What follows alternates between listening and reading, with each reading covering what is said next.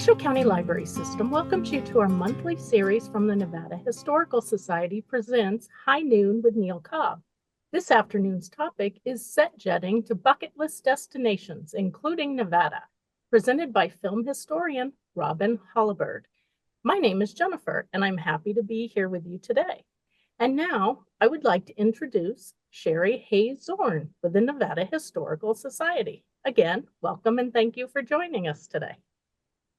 Thank you, Jennifer, and thank you everybody for joining today. And we're so happy to have you come and join us for our High Noon series. We really appreciate our partnership with the Washoe County Library System, Jennifer, John. We couldn't be able to provide these great talks without the library, and it's a great way for people to watch these programs at any time, even at 2 a.m. So without further ado, let me introduce our host, Neal Cobb, who is our honorary curator and a longtime supporter here at the Nevada Historical Society. We so appreciate his support and help getting awareness about Nevada Historical Society and our being the oldest museum and 120 years old. So without further ado, let me introduce Neal. Hey, Neal. Hi there. Thanks, Sherry. Our speaker today is an author, a film expert, and historian. A world traveler, Robin Holabird, writes regularly about films and their locations. With her weekly program airing on Reno's NPR affiliate with the KUNR at 88.7 FM every Friday. She also provides film commentary for Rotten Tomatoes.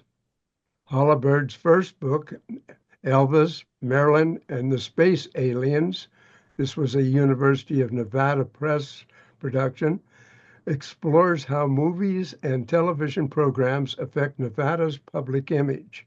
Her second book, Around the World in 80 Movies, this is put out by Ice Cube Press, shows the link between films and travel destinations.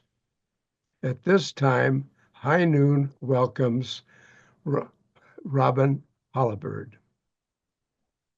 Thanks, Neal. Always great to be in a situation with a historical society and libraries, things I like quite a lot. History, you'll be finding at the Historical Society, there are displays and shows of movies at times. And then the library does carry many of the titles that I'll be talking about, as well as, I think, my books. I've seen them there at the library before. So the first screenshot is the second book I wrote. In the background of me, if you see there, is Elvis, Marilyn, and the Space Aliens. And we'll go over a bit of both content elements, starting with some background information, going back to the days when I was about 3 or 4 years old, and Dad sat me down in the front of the TV set to watch a movie because he knew I loved dinosaurs. Look at the picture in the upper left-hand corner. There is a Stegosaurus. I was pretty excited to watch King Kong. I was sorry that King Kong killed so many dinosaurs, but then I liked him too, so I was sorry at the end when, oops, he got killed. But I loved seeing that movie. It's the first movie I remember seeing. The thing that stuck with me was a couple of weeks later, we lived in Long Island at the time, and my dad took me into Manhattan to the Natural Museum of History because of all the dinosaur bones there. Yeah, the dinosaurs were cool, but what did I see in New York? There was really an Empire State Building.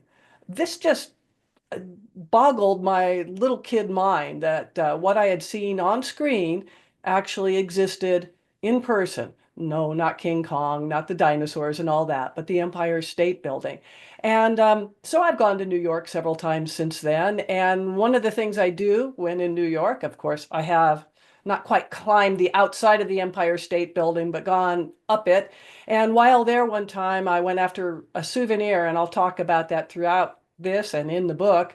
I like tacky poly resin 3D frames of the location where I go. This forces my husband, Fred, he's the guy on the right, and me to pose in front of one of the key locations of the trip. It may be a movie location or just, a travel destination. So I was pretty thrilled at the Empire State Building when the sales guy asked if there was anything he could do. And I asked, well, do you have a polyresin 3D frame? He said, we used to sell them. He went in the back room and he found this frame. So throughout, you'll see some locations and my collection of tacky, yes, I know they're tacky, polyresin 3D frames. For me, they enhance when you do travel. I can give travel advice like pack light and all that stuff, but find something that integrates you with the location of where you are, a reason to take some pictures, whether it's a travel mascot or finding a specific kind of souvenir. It just enhances the trip. But back to the movie aspect, I told you how much I loved King Kong and Empire State Building, that movie connection. I didn't know as a 3 or 4-year-old that I would actually make a living with movies and locations. As Neal mentioned, yes, I do a weekly show with our NPR affiliate, KUNR. And plus years, I worked for the state of Nevada Economic Development as a film commissioner. And that's somebody who works to bring projects into your location, in this case, Nevada, so that they will spend money making a movie. So the guy on the left there, Taylor Hackford, came to Nevada and made a movie called Love Ranch. There's a poster of it behind me if you can see that on screen. But anyway, Taylor was head of the Directors Guild of America and made a movie about the first legal brothel, but it's a fictional movie called Love Ranch, loosely based on Joe Conforti. Taylor brought his wife along. That's the woman in the middle, and that's because, well, she's an actress, and he had her star in the movie in the equivalent of a Sally Conforti role. That's Helen Mirren, by the way, Oscar winner for The Queen. And they both did really like Nevada so much that a few years later, they called and asked if I could do another location scout. That was for a house that they could move into. And it was a successful scout. So they've not only made a movie, but they are officially Nevada residents, which meant I hit them up to do a plug for my book. Taylor wrote the introduction and Helen says nice things about it. So that's part of the career as a film commissioner, 20 years working with locations and movies. As Neal mentioned, I still do reviews with Rotten Tomatoes, and I have to add a few of the newer ones. Plus, during that time, I edited a magazine called Locations, an international magazine about places that were encouraging movie companies to come and work there. So movies and locations were my job, but they remain my hobby. And I'm going to talk a bit about different combinations of movies and locations. Pointing out that I am not the only person in the world who goes to someplace and looks for something that filmed there. As a matter of fact, this was going on well before I moved to Reno. Back in 1959, here in Nevada, sort of, the television program called Bonanza put Nevada on the screen map. Literally, every Sunday night, that map burned up. The show eventually became #1, and people would come up to Lake Tahoe looking for the Ponderosa, which, as you see on the map, isn't really the way it would have been. But there was an entrepreneurial guy named Bill Anderson who said, yeah, I've got the property. He worked with NBC and built the Ponderosa Ranch, which became one of the first tourist attractions based on a television program, finding that wonderful link. Just a comment about the original Bonanza. It was set up here in Nevada because the producer enjoyed Nevada. His family vacationed here, and the program was designed to promote a new product that you see in the lower left-hand corner, and that's color television. David Dortort, the producer, knew that Tahoe would look great in color. So yes, they filmed the bulk of it in the Santa Monica Mountains near Southern California studio headquarters, but they came up every year and filmed so-called color shots up here. And as the show progressed, even more and more episodes up using the locations that were built to NBC specifications. In the right corner on screen, you see Bonanza Under Attack. That is a next generation reboot of the series that came out about 15 years after the show went off the air, still at #1. It was on the air for 14 or 15 years. But it was rebooted with the grandsons of all the kids, or the sons of all the kids in the series. And it starred some pretty good people like Richard Roundtree, Ben Johnson, and Leonard Nimoy, even Jack Elam. Leonard Nimoy actually lived up at Tahoe at the time, so he was pretty happy to be able to do a movie and drive home at night. In the bottom, you see a guy looking very pleased with his souvenir Bonanza placemat. You know, they sold a lot of that. That's Barry Sonnenfeld, who was scouting for a movie called Misery. He was the director of photography, and in the right is the director of the movie Misery, Rob Reiner, and his wife. And yes, Misery, even though it's set in Colorado, filmed in Carson City up Clear Creek Road. So an interesting location connection showing that set jetters really exist. People see things on screen and want to go find them in person. And when I say set jetters, you know that's a play on words, not jet setters, set jetters. Okay, here we go to another Nevada connection and my first book, Elvis, Marilyn, and the Space Aliens. Key location, Elvis in Las Vegas. They go together perfectly, very glittery, bright, flashy, all of that. Elvis actually only made one movie in Las Vegas, Viva Las Vegas, but it was such a perfect combination that it helped define his image. You think of him singing Viva Las Vegas. He revitalized his career coming to Las Vegas and doing a stage show in Las Vegas. He got married in Las Vegas. So if there's a biopic, that's biographical picture. It looks like biopic, but it's biopic.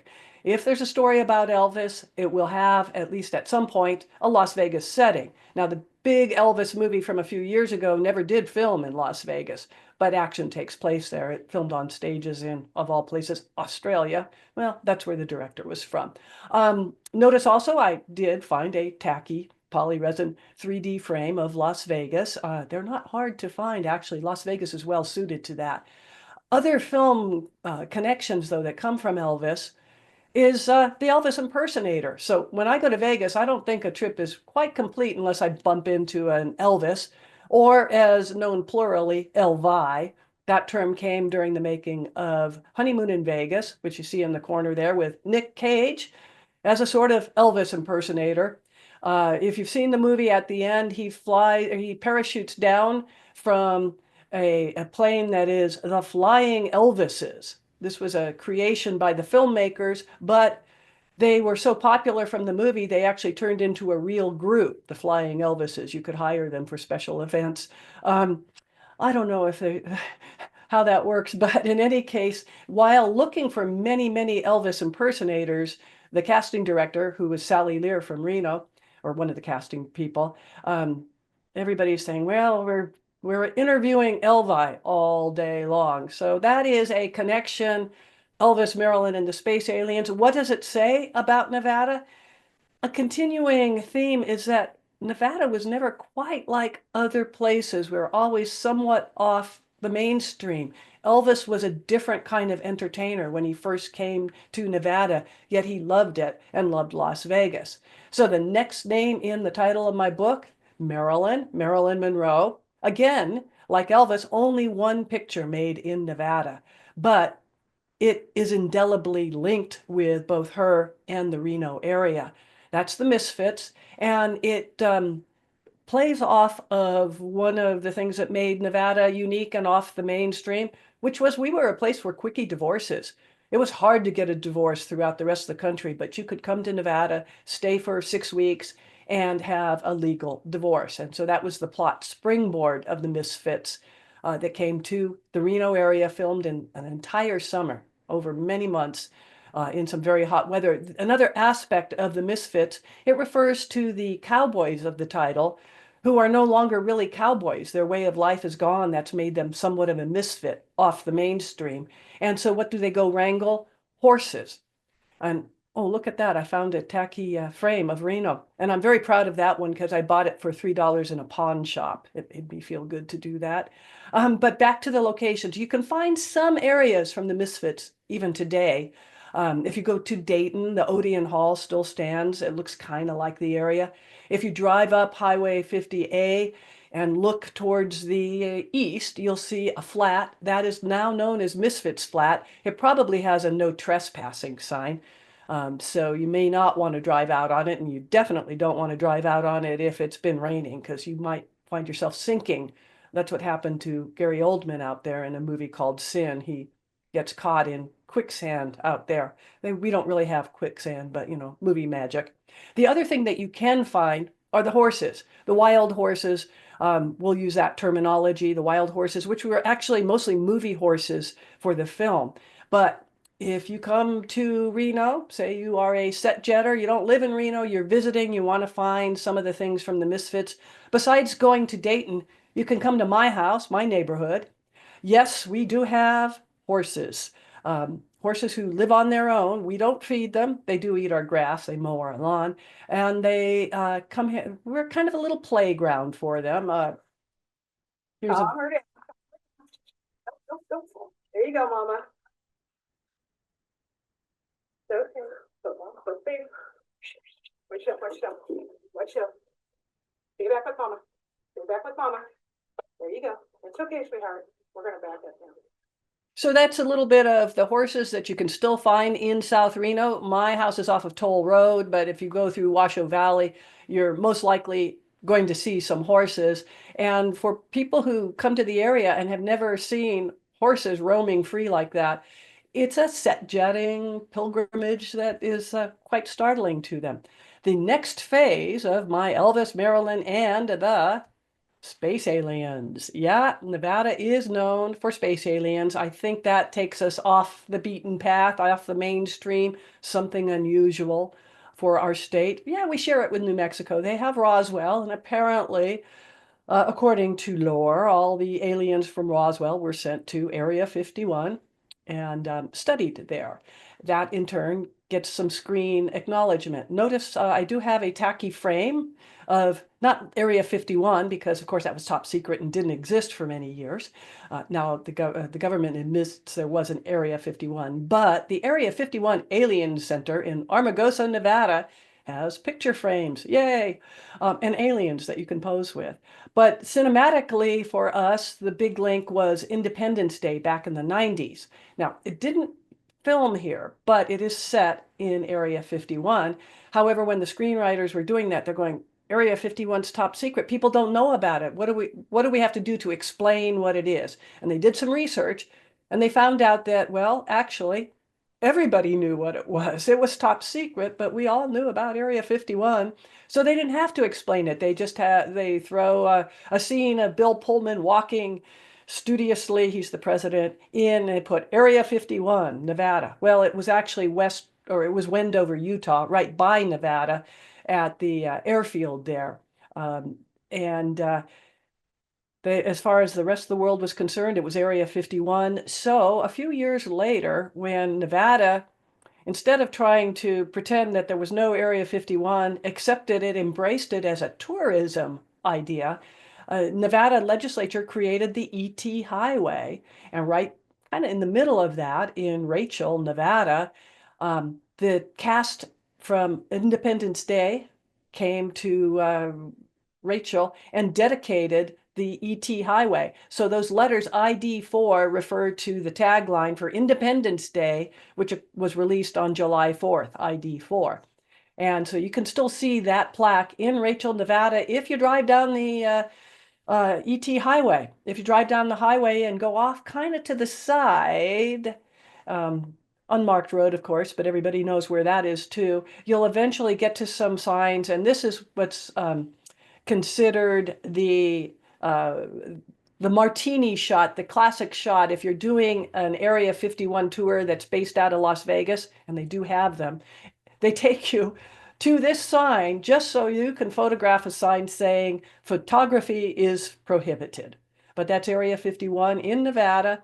Eventually, over a decade later, there was a sequel to Independence Day called Independence Day Resurgence, and with Liam Hemsworth, pretty good-looking guy, and of course that master of fantasy worlds, Jeff Goldblum from this year's Wicked, Oz, and also the Jurassic Park movies. That movie actually did film in Nevada. They're heading clearly to West Wendover, Nevada, and you see Wendover Will in the movie. So a tie we have with aliens, which, again, in defining Nevada, take us kind of off the mainstream.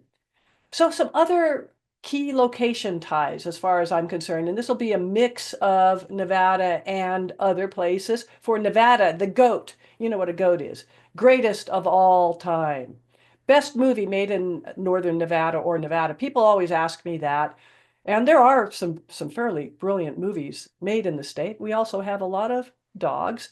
But for our area, Lake Tahoe and The Godfather Part 2. I think that represents one of the great blendings of location with what's happening in the story. And that's the scene of Fredo being taken out onto Lake Tahoe, where he talks about saying a rosary because he's going fishing. And actually, of course, he's getting a tragic ending. It's a very significant, memorable scene done at Lake Tahoe. A few years ago, when Barack Obama was president and came to do a presentation at the lake, his Air Force One flew over Lake Tahoe. And he said during his speech that Godfather Part 2 is one of his favorite movies or his favorite movie. And he had never seen the lake like that. He's flying over it, and all he could think of was, poor Fredo, poor Fredo. It is a classic cinematic moment that combines location and storyline. And yes, there are people who come up to Lake Tahoe because they know it was in The Godfather. Plus, it's spurred a whole lot of other icons on screen in Nevada, being The Godfather's, other mafia movies. We have quite a number of those. How about other goats? Well, here's a personal goat for me. People always ask me what my favorite movie is. It shifts around. Sometimes I'll tell you Casablanca. Sometimes I'll say, oh, Singing in the Rain. And sometimes I'll say Lawrence of Arabia. But personally for me, what that did was I saw it on its re-release. I was about 10 years old. And I didn't really understand the whole movie, but I was astounded by the way it looked on a big screen. Truly amazing locations. And so even though I didn't have a bucket list, I sort of started one thinking, I really want to see that place someday because of a movie. And that is the tourism/economic development link that happens with movies and locations. So it took about, 40 years after I first saw the movie, maybe a little longer. But finally, I didn't even know where Arabia was at age 10. I figured out later, well, Arabia in the movie, sometimes it's Spain. They shot out in Spain, but sometimes it's Jordan, and specifically the Wadi Rum. I did not find a frame that says Wadi Rum, Jordan, but nearby, near the Wadi Rum desert, I found one that said Petra. Another of my favorites because as you go up a path to where the Transformers filmed in Petra, the Bedouins have tents and stalls out. And there was a woman, a Bedouin, selling a tacky 3D polyresin frame. I was very pleased. So that's what I got. But I did also go to the Wadi Rum, also Seven Pillars of Wisdom. That's the rock formation on the right. And that is the name of T.H. Lawrence's autobiography. But I got to go to the Wadi Rum where the train wreck is. I got to imitate Peter O'Toole and ride a camel. The camel.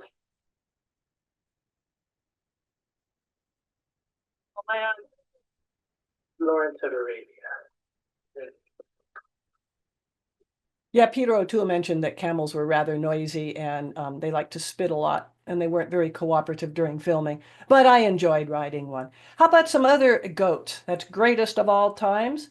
Well, right now, as of 2022, what is the greatest movie of all time, according to the British Film Institute and Sight and Sound magazine? It has a location connection. It's called Jean Dillman, 23 Quai du Commerce. Oh, I can't say 1080 in Brussels. So the location is actually part of the title. I think that's kind of interesting. Yes, locations are important to making a great film. We saw that with Lawrence of Arabia, Godfather Part 2. In Brussels, and notice I did find a tacky frame, really tacky because that statue is known as Mannequin Peace. It's a little boy peeing, and it's one of the most popular tourist sites in Brussels. Some people, however, do want to go find that address, the 23 Quai du Commerce in Brussels. That's not a real address, but it could be. The point of the movie is she lives what seems a mundane life. It's just a daily activity, except in her spare time, she's a prostitute. And the idea of the location is it could be in anything, and so they want some irony by the specificity of it. If you go to that address, you're not going to find it, but if you go around the corner, look on that building, there's actually a mural that the movie inspired. So yes, Brussels knows it has the greatest of all time for the moment movie. For many decades, that greatest of all time was Citizen Kane, but back in 2012, it got shifted to one that we're most likely to have seen. And by the way, this movie is available through the library because it's kind of hard to find otherwise. But anyway, number one, up until it got displaced, was one that you may have seen, Vertigo, also available at the library, but a great combination of location and film.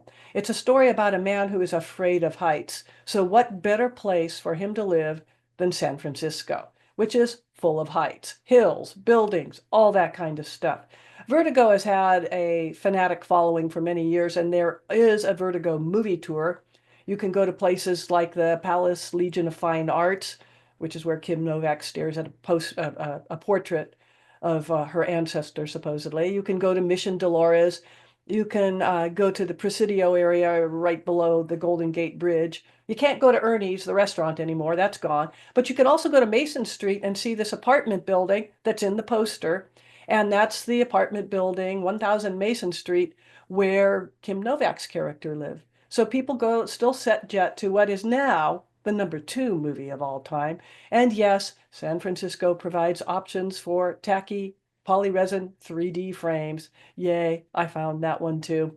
And I also brought my travel mascots along, Dee Dee and Jeremiah. They pose for many pictures along with Fred and me in these bucket list destinations. So that's some key destinations and movie links. I'm now moving on to what I do. I plan trips. So I was doing something the other about a couple months ago and decided, I better plan another trip. I was not looking at Forrest Gump. You see this Forrest Gump? If you've seen the movie Forrest Gump, this is where Forrest Gump finishes his jogging, where he has starting the running craze. And yes, that's at Monument Valley. And what was I doing that made me say, I should plan a trip to Monument Valley? Well, I was watching a show. It was on Netflix. I think AMC produced it, but you can find it on Netflix. 2 seasons of Dark Winds, which is based on the Tony Hillerman series featuring 2 detectives, Joe Leaphorn and Jim Chi. Also, all the books, and I think these movies are pretty much available at the library. But the TV series did a lot of the location filming around Monument Valley, up near the Valley of the Gods in Utah. And I looked at it and I thought, God, that is so beautiful. I should go there because I haven't been there. And for somebody like me, who I've told you all this movie stuff that surrounds my life, or TV stuff as well, I'd never been to what is one of the most iconic American movie locations. And of course, I had seen Monument Valley. In the poster of Thelma and Louise, that's the classic Monument Valley shot.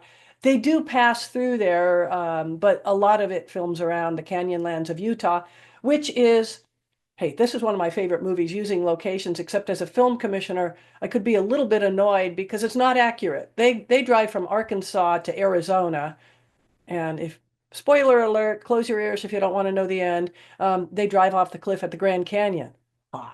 It's movie magic. They actually film pretty much all around Moab, and they drive off a cliff at Dead Horse Point.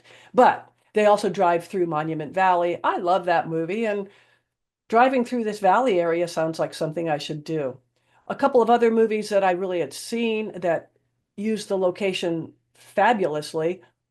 John Ford's masterpiece, it's on the list of top films ever made, and that's The Searchers. Some call it the best Western ever made. Very grim, upsetting film about racism, but the use of Monument Valley, which again you see in the poster on the DVD for the movie, is just iconic and classic. John Ford influenced another director, Sergio Leone. He's famous for doing the Clint Eastwood Man with No Name movies. So Sergio, when he wanted to do his epic Western, patterned it after John Ford. Different approach, but wanting to be influenced by him, he went to Monument Valley to film some of this Western, Once Upon a Time in the West. Filmed a lot of it in Italy, on stage in Italy, and a lot on the deserts of Spain. The rain in Spain falls mostly in the plain. Well, that's where a lot of Once Upon a Time in the West filmed. But beautiful shots of Monument Valley. It just passed The Searchers as being sort of considered the best Western ever made. Again, with those goat things, greatest of all times. It's up to you. You may have a Western you like a whole lot better. I will say, I have a whole lot more fun watching Rio Bravo, not filmed in the Monument Valley, but certainly not as downbeat as these films can be. However, these films are beautiful to look at.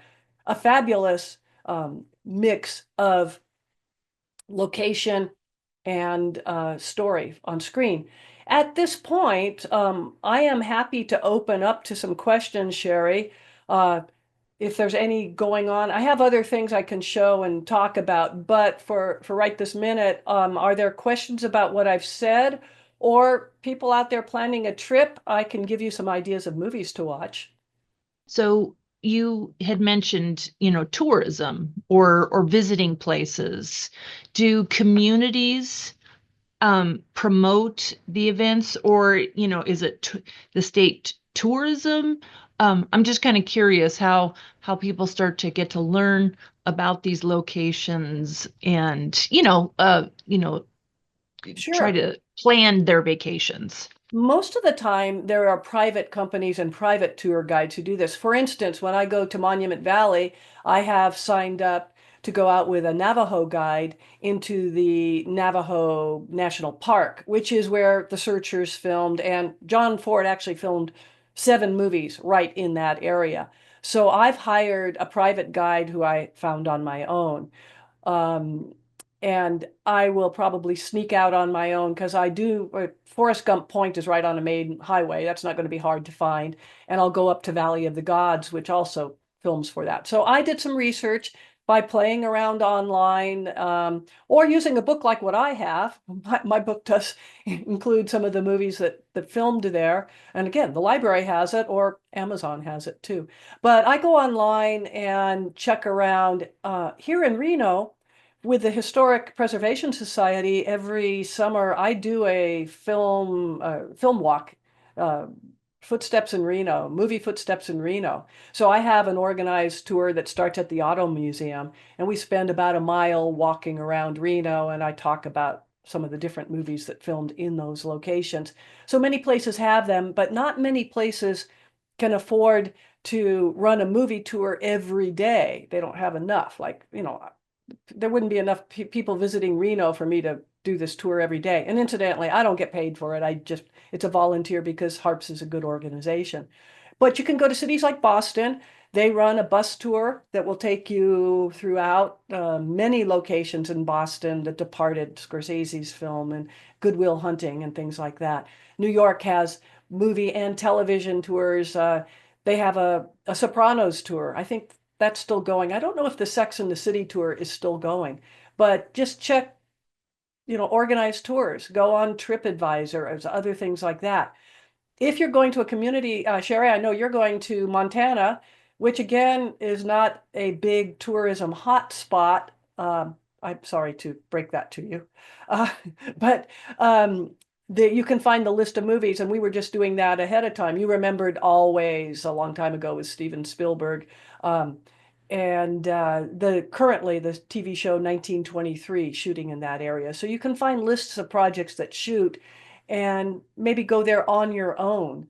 We were talking also ahead of time with somebody who's going to Vienna. Well, Vienna has a whole lot of things. You don't need to take a guided tour. You can just walk by the apartment where The Third Man filmed, and there it is, clear as day. Or there's a Ferris wheel that shows up in a lot of movies as well. So just a mix of ways of finding it out. Of course, I'm happy if you want to pick one of the bucket list destinations in my book and check that. I think for every place I write about, I include 5 titles, at least in this first volume. I got a little carried away for the second volume that I'm working on. But yeah, there's a combination of ways. Generally speaking, though, it's not the city or the state that sponsors those tours, it's private companies. Was that too long-winded an answer? No, that was great. So I've got a couple questions out from some other people here. It says, Robin, do you happen to know if The Birdman of Alcatraz was actually filmed at Alcatraz? The movie that filmed at Alcatraz was Clint Eastwood's Escape from Alcatraz. Birdman used some sets in those days because it was still an operating prison and very difficult to film there. By the time Clint went there, it was emptied out. And of course, Clint was, well, Burt Lancaster was pretty popular in his day too. But yeah, I think they may have used some actual shots of the exterior, but they couldn't do the interiors inside, and it was easier to do it as a studio project. There have been several projects filmed there, and then a lot of CGI work doing it. There was a series called Alcatraz with all sorts of supernatural effects. So, you know, they can fake things pretty easily, but Alcatraz does make a reasonable set because it's empty. However, it is also the most popular tourist destination in San Francisco. So it gets tours every day. And it's pretty amazing. So Oh, yeah, yeah. I knew that there was some, but I was curious when that question popped up. We have another question for you. How often does filming take place in Northern Nevada today? Not as often as we all wish it would. There is the Cordillera Film Festival, and Emily Golden with that has been working to bring projects up here. She's filmed a couple here, but not the way it was before. I'm not saying it's because I retired, but before I retired, we would get 2 or 3 projects a year up here. After I retired, around 2008, with all the budget cuts that were happening, they didn't fill positions. So there is no permanent film commissioner up here from the state of Nevada. And although the Las Vegas people try, and they do let people know about the North, there's a real difference of understanding a region when you live there. So the last project I worked on, Love Ranch, was not going to film in Nevada. It was going to film entirely in New Mexico. They had film incentives. I did an educational tour for Kate Taylor, Hackford, the director. And because of what he saw, he ended up bringing a week of the project to us. So that's a hands-on way of getting filmmakers here, is somebody who knows and loves the area and is excited about it and can really show it to you rather than just sending you a picture.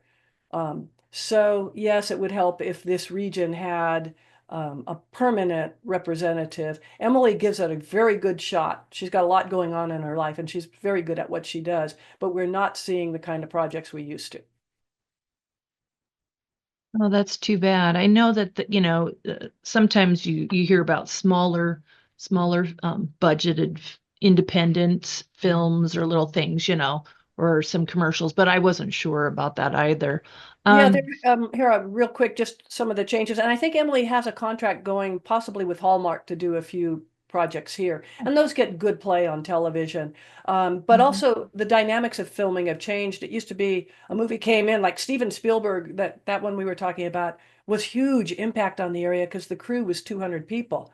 Well, now you can make a movie with your cell phone. You're much less disruptive than you used to be. So there are aspects of filming that are much easier than they used to be. I was gonna say, yeah, it's definitely like always. I remember family and neighbors who talked about it, and they essentially rented their house for crew, and it really can impact a community. My hometown in Libby, so yeah, so it is interesting.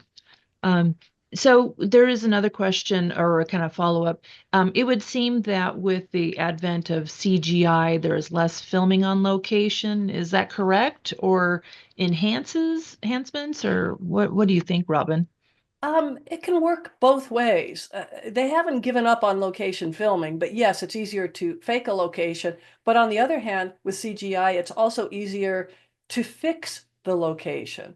To, on a backdrop of New York, put the Twin Towers back, or take them out or do stuff like that. So there may be some elements of location filming that are worked around. When I was with the film office, one of the things they were just developing the ability to do is remove telephone lines, which when you're doing a Western is a good thing to do, remove some of those background modern things.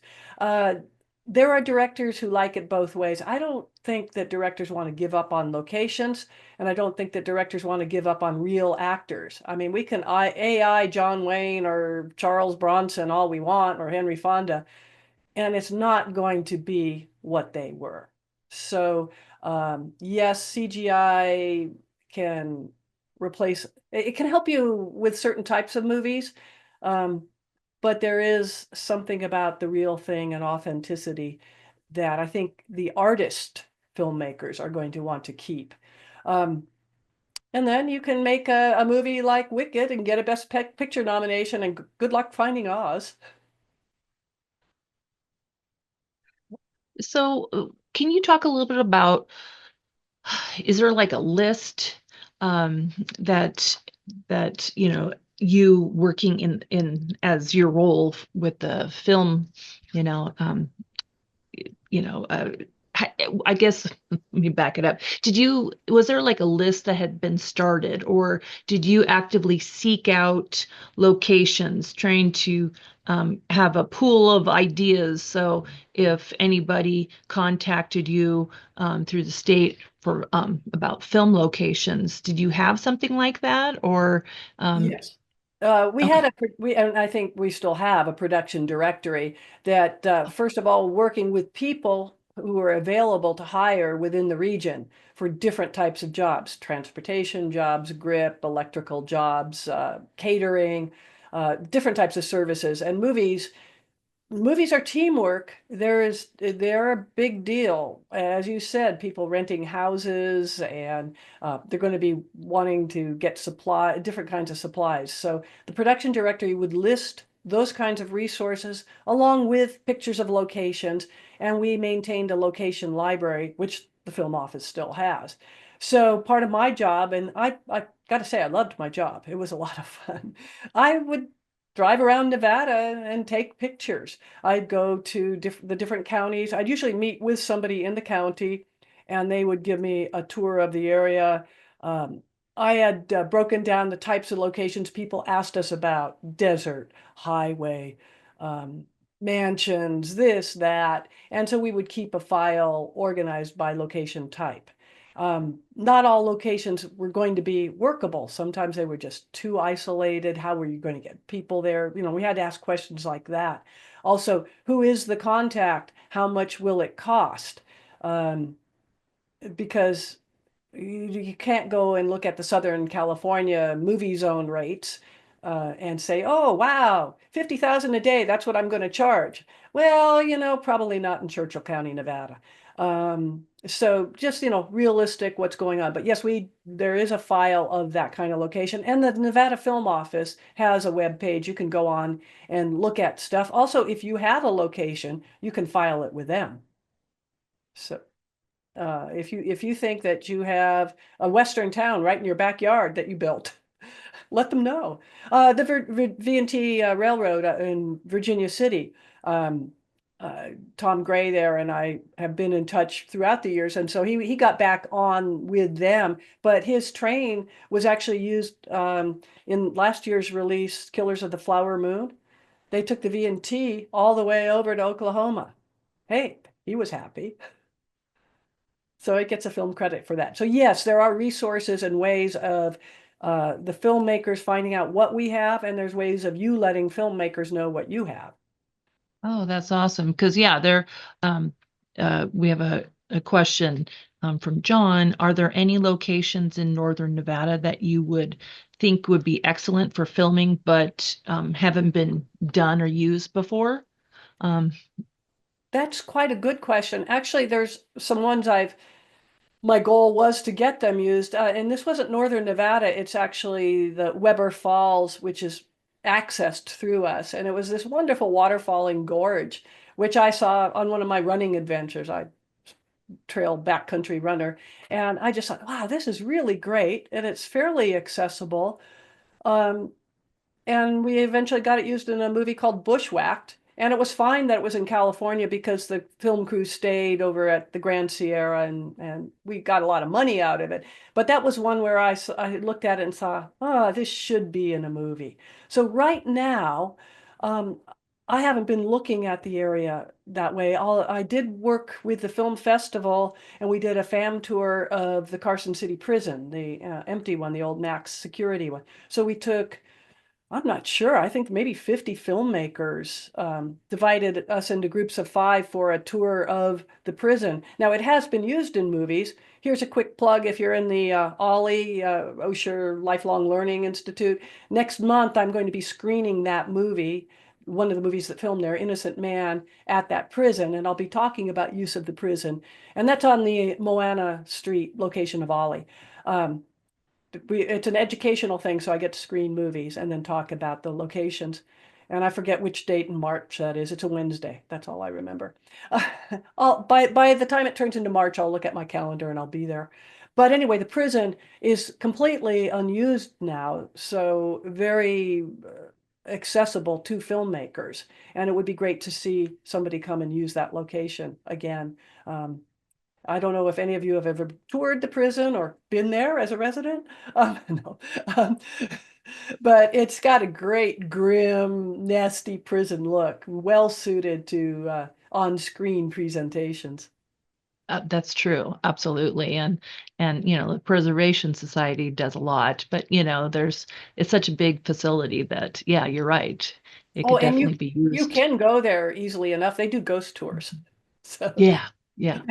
yeah, and I haven't done the ghost tour, but I imagine it's a little bit creepy. Yes, I've heard that. So we have another question. Robin, were you in your role as working with Nevada Film um, when Sister Act was made here in Reno? Yes, and that's another one I'm proud of because Sister Act was written for Bette Midler to take place in Atlantic City and New York. And then that fell across apart, so they had to quickly find, they decided we're going to do Las Vegas and Los Angeles. But Disney said, well, you have to look at 2 other locations just so we know you're okay with it. And so they came to Reno, kind of dragging their feet because they wanted to film in Las Vegas. And I took them around, and at lunchtime, I was sitting with the director, Emil Ardolino, and I just asked him a little bit about it. And he said, well, in Vegas, it's going to be really big and splashy. We're going to have a big helicopter stunt up on the tower, all this he's going on about. He said, if we did it in Reno, it would have to be smaller scale and focus on the music. And Emil, I said to him, oh, you mean like Dirty Dancing, which was his last movie before that. And he smiled and he looked at me and he said, yeah. But I knew he had already made his decision. He was coming to Reno.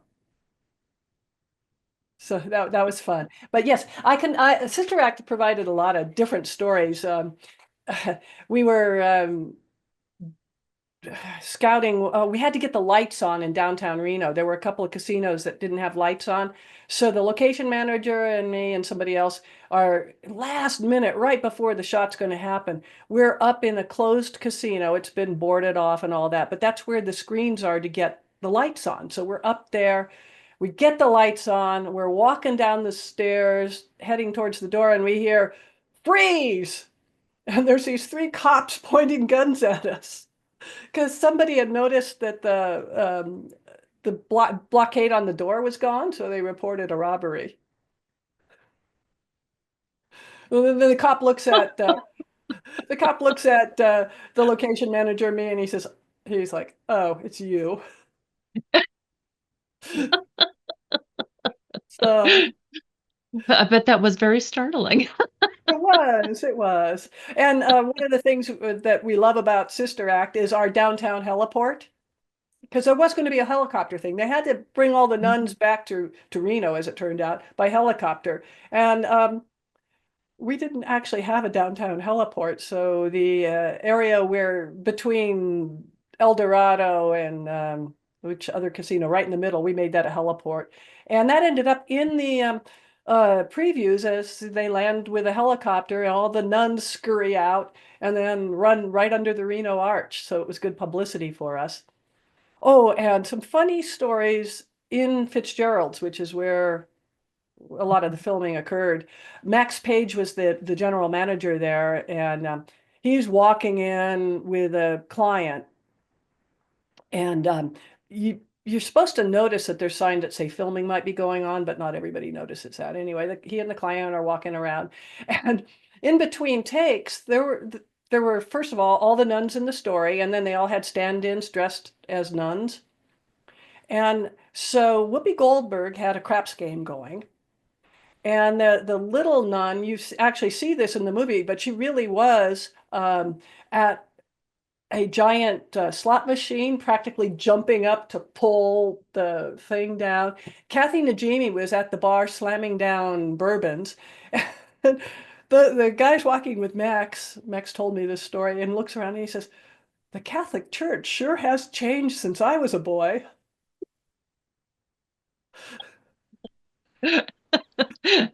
That's very funny. But it was a fun project to work on. Nobody thought it was going to be much of a hit. And it turned out to be the #3 movie of the year. It made Whoopi Goldberg briefly the highest paid actress in the industry. And the other two movies that were ahead of it as moneymakers were sequels. So Whoopi, I mean, Sister Act was the most original money-making film of the year. It did quite well. And it was just fun to work on. Oh, absolutely. So how long have you been doing your weekly film reviews with KUNR? I hold a record. I started doing that in 1983. Yeah. Yeah. I knew you'd done it in a while, but then I was like, well, wasn't quite sure. So I don't think there's anybody at the station who's been around that long. probably I not. think Dana is behind me. You know, she's trying to catch up. Is there a favorite movie that you, besides Sister Act, that filmed or was, quote, set in Nevada? Well, I enjoyed also working on one called Hard Eight with well, Paul Anderson was directing it, and he came in, we had dinner. And he's asking me about what my favorite Nevada movies were. And I said, well, I'm not sure it's my favorite, but I think it uses Nevada wonderfully. And that's Melvin and Howard by Jonathan Demme, with Jason Robards as Howard Hughes and Paul Lamont as Melvin Dumar. And what I like about it for Nevada is that it starts on the middle of nowhere highway with a motorcycle ride, just like what we have. It goes to Vegas. Melvin goes to his home in Gabbs, and the director, Jonathan Demme, who went on to do Silence of the Lambs, he actually filmed in Gabbs, and they filmed in Reno. And Mary Steenburgen was in those scenes. She won an Oscar for Best Supporting Actress. So anyway, it's an odd movie, off the mainstream. Like I talked about us being off the mainstream, it's definitely off the mainstream. But I told Paul I thought that best illustrated Nevada, and he just said, that's my favorite. And so we bonded as friends. And it turned out the project he was working on, he couldn't get done that year because he wanted this unknown actress to be in it, and she said she would, and then she goes off and does another movie. So he delays the project for a year until he can get Gwyneth Paltrow to come and do the movie for him. So she was the unknown. Sam Jackson was in the movie, and Paul has since he now goes by P.T. Anderson. So he's got like 7 Oscar nominations. He's got a new movie coming out with Leonardo DiCaprio. And his movie Licorice Pizza was nominated for Best Picture. He was nominated for Best Director. Paul really did like Melvin and Howard. So a couple of years later, he came back and shot opening sequences for his movie Magnolia. And we got the motel room where Mary Steenburgen stays in Melvin and Howard. He wanted to use that. So that's just fun. He said he hoped that Hard Eight would be the greatest Nevada movie or the greatest movie Reno movie. I'm not sure it is, but it's quite good. It premiered at Sundance and got good reviews and gave Paul the power to have complete control over his movies. They changed the name of Hard Eight. It used to be Sydney, and they changed the end. And he ended up getting control and over it. So his next movie made quite a scene, and I was with him when he was arguing on the phone about keeping the last scene of Boogie Nights. This, for some reason, the producers wanted to cut the full frontal at the end, and Paul insisted that it had to remain. And that full frontal is actually not real. That's how you're allowed to see it. And it belongs in the movie to Mark Wahlberg, who is now a Nevada resident. He lives in Las Vegas and is behind the film incentive bill that's going before the legislature. Well, and wasn't there something in the papers that they're in Vegas, they're working on a film? Yeah, the bill that's before the legislature includes getting the studio put together in the Summerlin area. Okay, yeah, I thought there Sony was a studio and they're working with Sony or something. Pictures. Yeah, Warner was involved, but Okay, now it's Sony. So yeah, so okay, Vegas might get a studio that will certainly enhance economic development in the region if that can happen. We've lost a lot of projects now that gaming is all over the country. We've lost a yeah. lot of projects to cities that don't even have gambling or have a tacky casino Mhm. that you and I, all of us here as residents, look at it and go, that's not Nevada. We know, but that might bring some of the projects back to us. Oh, that would be great. What are your thoughts on what was it, the God Monster of Indian Of Indian Flats or Flat. Well, I think it's a great movie to watch when you're barbecuing lamb.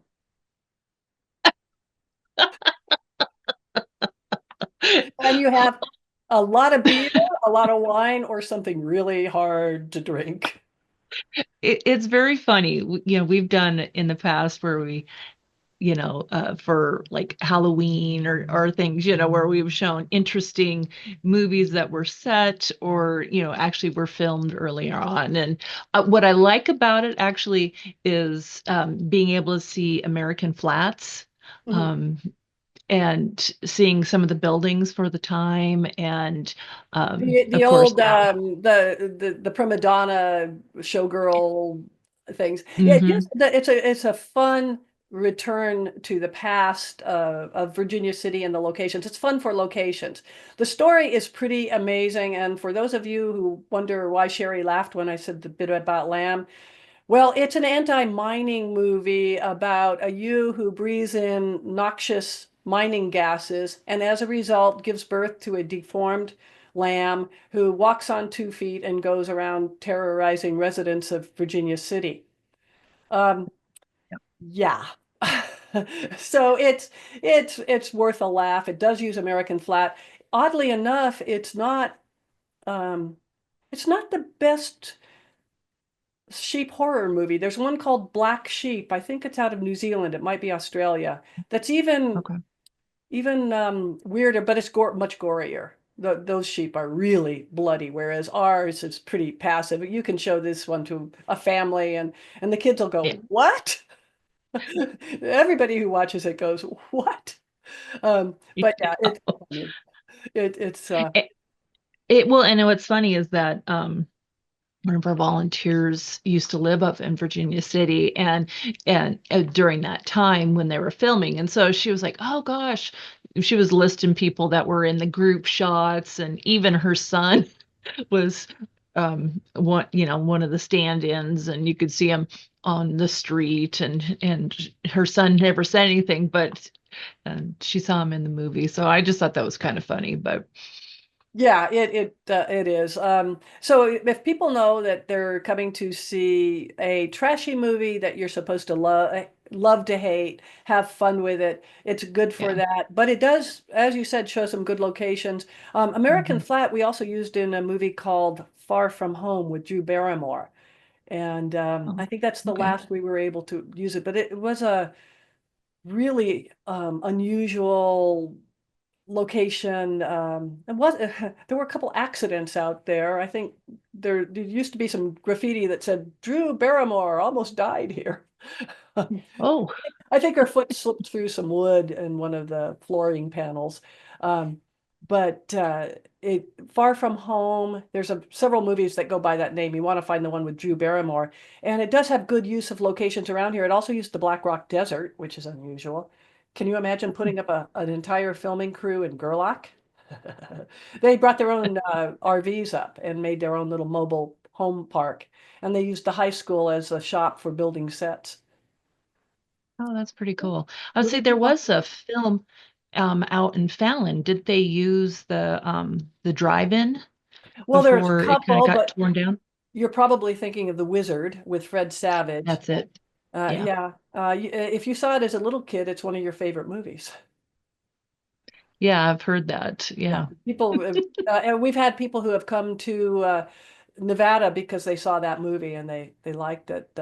So some of the team members at UNR. And then another movie that had that impact, I was talking about earlier yesterday when we were making sure that this PowerPoint presentation worked.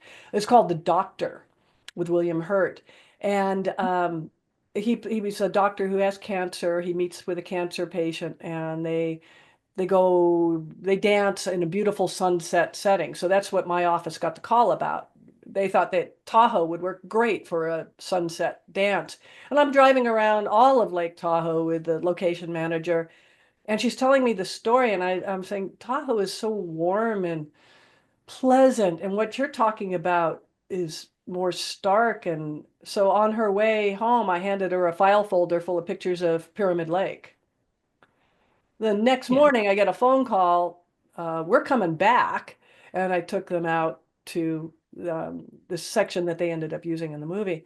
A few years later, I got a call from somebody who had been transferred all over the state. He was asking about this movie, and he tells me on the phone he's looking for this location because his girlfriend is 2 years clear of cancer. This is her favorite movie, and he wants to take her out to that spot and dance.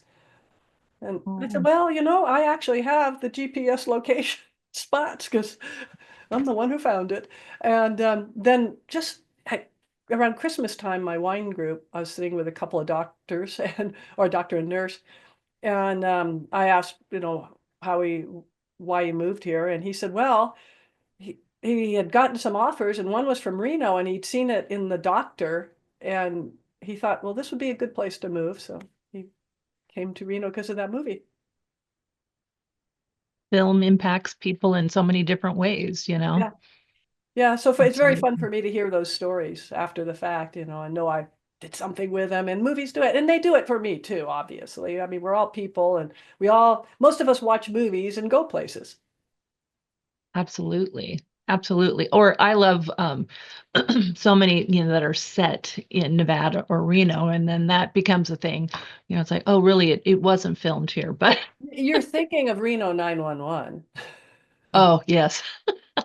They did steal a lot of shots so every Mhm. opening episode, they did have the Reno Arch and stuff like that. But they filmed it all in Southern Cal. And the joke was, or the premise was there was no script. So whatever happened sort of happened. And yes, they did make Okay. fun of Reno. And some of the police officers I talked to did not like Lieutenant Dangle's uniform, which if you haven't seen are what you would call very, very short butt hugging shorts. Yes, absolutely. But then he was But invited to be the mascot or the for the parade at UNR, or the Grand Marshal. So he did come and he Mhm. was the Grand Marshal. And it was just a funny series, and it was so humorous. So um I just thought it was great, but Well, I you mean, know, historically, we had things filmed on the UNR campus, yes. late 30s through 40s, and so Especially in the 40s, somebody, I Mhm. think it was at Fox, but I may be wrong about the studio, thought that UNR campus had a nice Ivy League university look. So there were Mhm. about 6 or 7 projects that shot up there, taking advantage of that. Although I think in the movie, is it Jeannie? Morrill Hall plays a high school. But in Five Against the House, it's called Midwestern University that all these old students are going to. They're all Korean vets and they're planning to heist the Herald's Club, but they're all students at Midwestern University, aka UNR. Well, and I like that movie. That's a great movie, and the fact you could see some really good shots of Reno and what Harold's Club looks like of that time. So, Yeah, I love the parking garage. oh my gosh, I do too. Yeah, Yeah, for and those who wasn't haven't that seen, it's one of the ones where you drive the car in and then it goes up several stories and all was that. that associated with the Pony Express Hotel? I can't Um, no, they remember. had that big Harold's or Bus sign that looks Pony Expressious, but I don't know. But it was Okay, Harold's Club. In those days, the yeah. 50s, because those signs were across the nation, Harold's Club or Bust. Oh, yeah. Harold's was the Hmm. best known casino, and that's why they wanted that one for the movie because everybody knew Harold's. It was better known than anything in Las Vegas. It was nationwide the symbol of where you want to go if you're going to gamble. Harold's Club or Bust. Exactly, and we actually have a very large Herald Club collection, including 2 or 3 photo albums that document all the signs across the country. Yeah. Yeah, no, So, so a fun thing, they were going to remake that movie. I scouted for it, oh, and we were looking at UNR. There's some time changes and some contract issues that might have happened, but we had some good look for it. But then the star decided that he had an option to do this other movie about a boat, so Leonardo DiCaprio dropped, and the movie wasn't oh, made. But it might have been oh, that's too interesting to bad. see Five Against the House with Leo. But instead, he made Titanic. Oh well, Well, that it happens. I guess that was an okay movie. No, Yeah, that's so awesome. there's Thank a you, lot. Robin. This has just been fun. You are so knowledgeable, um, and and I've heard wonderful things about your harps walk. Oh, well, you got to come on That it you do. next year. We set the date. It's sometime in June. It's on my calendar. I'll Okay. show up for it. Okay. Well, and definitely harps, they create a brochure for the walks for May, June in that Yeah. time frame. So yeah, definitely, And make sure you check I go the on other website. people's walks because they have a great walking system. I mean, if you like history, obviously this is a foot on way to see it. It's a lot of fun. It is, and I've been on the board and then I've done programming for many years with them. So giving talks. So it's always they're a great organization to work with. So Neil, I see you have a question. Nope, he just has. You just your hand up. I'll do a couple of other quick plugs. Again, if you are in Ollie, go ahead and check out the Ollie schedule because I show 2 movies every quarter and with a PowerPoint afterwards about something about the location or if I worked on the movie, something about Yeah. experiences working on it. And it's free. Yeah. So I'm not plugging for money on that. It's kind of fun to see these movies and hear what other people think about them as well. And then a plug for both the library and my book. The library carries it, so does Amazon, and Way to Go Travel carries them. I don't have any more copies of Elvis, Marilyn, and the Space Aliens. That might be done, run its course, but take a look at the books and use the library. It doesn't cost anything. No. And I think we still might have 1 or 2 of those books Yeah. in our store as well. So, Sherry, I'm on Yay! now. yes, Neil.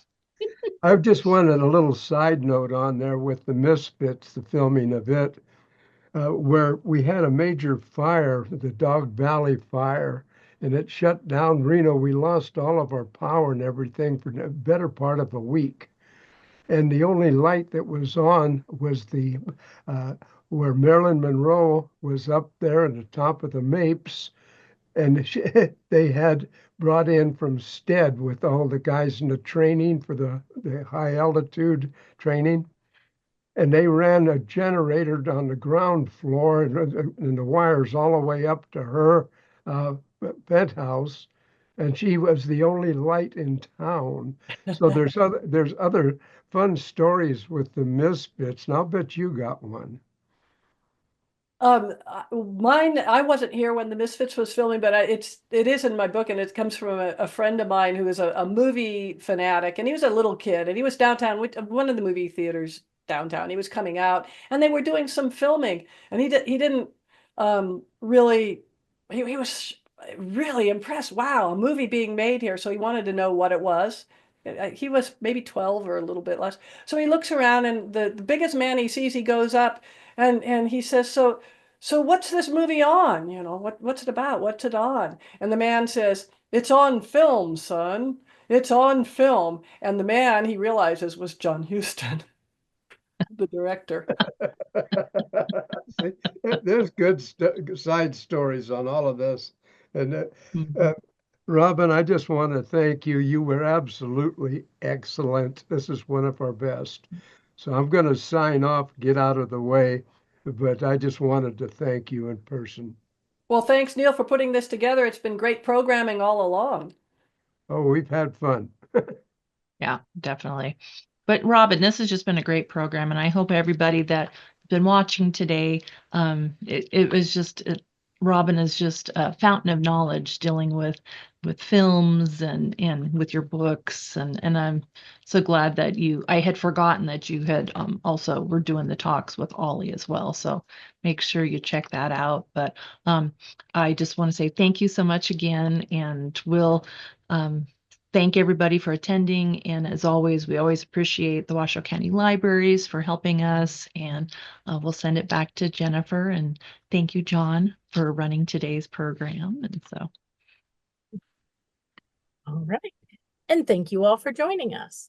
Thank you to film historian Robin Holabird, to Sherry Hayes Zorn and Neal Cobb with the Nevada Historical Society, and to John, this month's Washoe County Library System Tech Wizard, for making this event possible today. Don't forget to sign up for the next live event with the Nevada Historical Society on Thursday, March 20th at 12 p.m. The topic will be bohos, hucksters, and hippies. Oh my, a quick dash through 20th century Virginia City, presented by architectural and general historian Michael A. Burt Bedeau. To sign up, visit events.washoecountylibrary.us. What's coming up? Visit us at events.washoecountylibrary.us, where you can also access and download our Virtual Explorer, a publication listing all virtual events and resources. Thank you. bye, everybody. Bye. Bye.